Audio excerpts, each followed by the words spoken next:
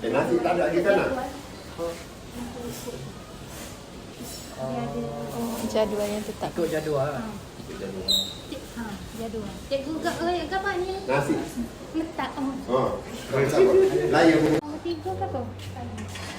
Nombor 3.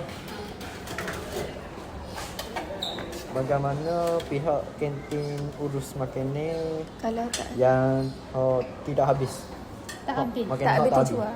Oh, Tak habis jual. dia gini dia macam dia masak untuk ni lah. Kira cukup-cukup lah. Kalau tak habis apa awak balik. Tapau Pagi. pagi bekerja lah. Oh. Dia nanti buat balik rumah dia nanti. Okey. Oh, bayarkan. Yalah. Okey.